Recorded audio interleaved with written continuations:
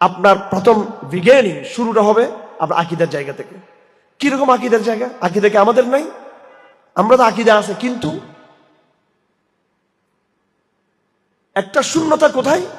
শূন্যতাটা হলো আপনার যে আকীদা আছে এটা এতটা নিরহ আকীদা, আপনার আমানতু বিল্লাহ আশহাদু আল্লা ইলাহা ইল্লাল্লাহ ওয়া আশহাদু আন্না মুহাম্মাদুর রাসূলুল্লাহ, এটা এতটা নিরহ যে এটা দিয়ে আপনি বিশ্ব ব্যবস্থাকে চ্যালেঞ্জ করতে পারতেছেন না।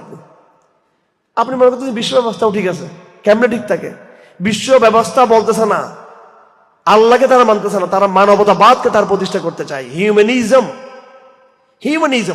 হিউম্যান বিং, মানুষ স্বাধীন, মানুষ মুক্ত, মানুষের অবাধ অধিকার রয়েছে, মানুষ যা চিন্তা করে তাই তাই সত্য, মানুষ যেভাবে ইচ্ছা করে তাই হবে, উইল, মানুষ এটা ইচ্ছা সেটা, এটাই। এরপরে আসতে গণতন্ত্র, তার ব্যাখ্যায় মানবতাবাদের। আমরা কি এই সিস্টেমকে আমরা মানতে পারি? আমরা। সুতরাং আপনার এই তৌহিদের চেতনা যেটা, এটাকে দিয়ে আপনার বৈশ্বিক যে মূল্যবোধ, এই মূল্যবোধের চ্যালেঞ্জ আপনার গ্রহণ করতে হবে। বৈশ্বিক মূল্যবোধ নব্য জমানার শিরিক, ঠিক কিনা? বৈশ্বিক যে মূল্যবোধ, বৈশ্বিক যে চেতনা, এটা শিরিক এই জমানার, এটা কালামা দিয়ে আপনাকে ভাঙতে হবে। সাংস্কৃতিক চ্যালেঞ্জ, বাউল ফাউলদের গায়ে একটু টোকা লাগলে পুরো দুনিয়া এরা ইয়ে হয়ে যায়। আর মুসলমানদের ফাঁসি হয়ে যাচ্ছে এখনো কাশিমপুর কারাগারে, আমাদের মৃত্যুদণ্ডের বাইরে নিরহ ভাইরা আছেন, এরা মানুষ না, এরা না মানুষ। তো এই যে সাংস্কৃতিক শিরিকে লিপ্ত আছে এরা, সাংস্কৃতিক বহুত্ববাদ, একটা শব্দ আসছে বহুত্ববাদ, এবং জুলাই সনদে এটা যুক্ত করা হয়েছিল বহুত্ববাদ, পরে প্রতিবাদের কারণে এটা হচ্ছে বাদ দেওয়া হয়েছে। বহুত্ববাদ মানে হচ্ছে এখানে জেনাও চলবে, বোরকাও থাকবে, নাউজুবিল্লাহ মিন যালিক, পতিতালয়ে থাকবে, এখানে মহিলা মাদ্রাসা থাকবে। এখানে কেউ চাইলে ভালো মতো মহিলা মাদ্রাসা পড়ে মুত্তাকি মেয়ে হবে, আর কেউ পতিতালয়ে গিয়ে সার্টিফিকেট লাগবে, জাস্ট সার্টিফিকেট লাগবে পতিতালয়ের। বহুত্ববাদ শিরিক, এগুলো জাতীয়বাদ, এটাকে আল্লামা ইকবাল শিরিক বলে গেছেন। এই সিলেবাস, এটা শিরিক যুক্ত সিলেবাসের মধ্যে, কারণ এখানে আল্লাহর অস্তিত্ব নেই এখানে। তো আমাদের যে দাওয়া, যে জমা, এই জমার মূল বয়ানটা হচ্ছে তৌহিদের বয়ান। ওই তৌহিদের বয়ান, যে তৌহিদ যেমনি ভাবে সাহাবে কেরাম ওই সময় তাদের তৌহিদ দিয়ে সে সময়ে শিরিকের মোকাবেলা করেছেন, ঠিক তদ্রুপ আমিও এই জমানায় এমন এক তৌহিদের বয়ান চাই যে তৌহিদের বয়ান সমকালীন শিরিকগুলোকে কি করবে? ফাংশন করবে। শিরিকগুলোকে সে সামনে এনে সে চ্যালেঞ্জকে সে গ্রহণ করবে, সেই শিরিকগুলোর মোকাবেলায় তার তৌহিদের বয়ানকে সে এস্টাবলিশ করবে, শিরিককে সে নির্মূল করার চেষ্টা করবে। সব রকমের শিরিক, সেটা আমাদের আঞ্চলিক পরিমণ্ডল হোক, সেটা আমাদের জাতীয় পরিমণ্ডল হোক, সেটা আমাদের আন্তর্জাতিক পরিমণ্ডল হোক, সব রকমের শিরিকের যে চেতনা, বুদ্ধিভিত্তিক যে চেতনা, এটাকে ভেঙে দিতে হবে তৌহিদের কোরআনিক চেতনা দিয়ে। আপনার তৌহিদ চর্চাটা ওইটাই হতে হবে। আপনি একদিকে তৌহিদ বলবেন, আরেকদিকে সমকালীন পুরো সিস্টেমকে আপনাকে ক্রিটিক করতে হবে, পুরো সিস্টেমটাকে। পারবো না আমরা সেটা? নাকি আমরা এদেরকে খোদার আসনে বসিয়ে এদেরকে মস্তানি করতে বলবো? আমরা কতদিন আর এদের মস্তানি, এই গণতন্ত্রের মস্তানি, এই জাতীয়বাদের মস্তানি, এই সেকুলারিজমের ধর্মীয়বাদের এই ফাইজলামি কতদিন আর? আমাদের মুসলিম এগুলো সবগুলো শিরিক। ধর্মীয়বাদ না, এটা শিরিক। গণতন্ত্র না, এটা শিরিক।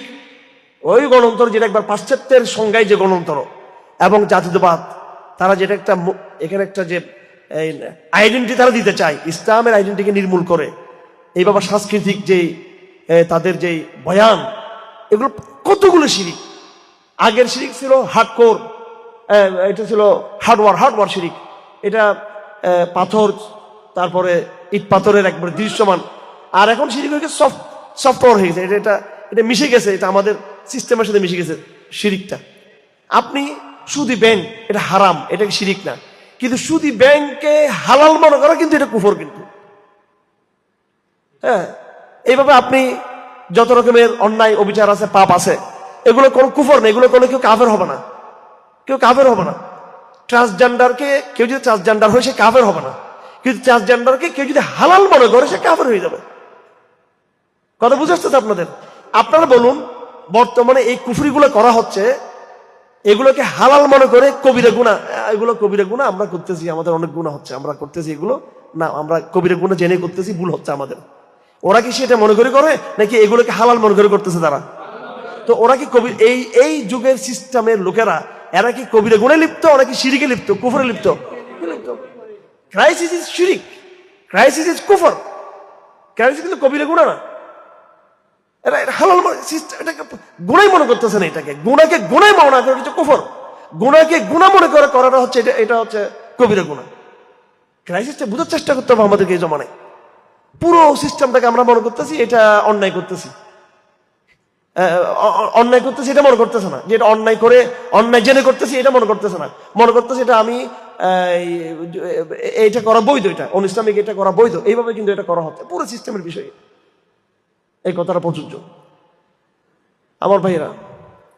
তো দাওয়ার কথা বললাম, অ্যাপ্রোচ অ্যাকশনের মধ্যে স্টিল নাও, এখন থেকে চতুর্মুখী দাওয়া এবং কোর গ্রুপের কথা বললাম। দাওয়ার মধ্যে কোর একটা জমাকে তৈরি করা এবং জিহাদের বৈশ্বিক বাস্তবতায় জিহাদের চেতনাকে লালন করা।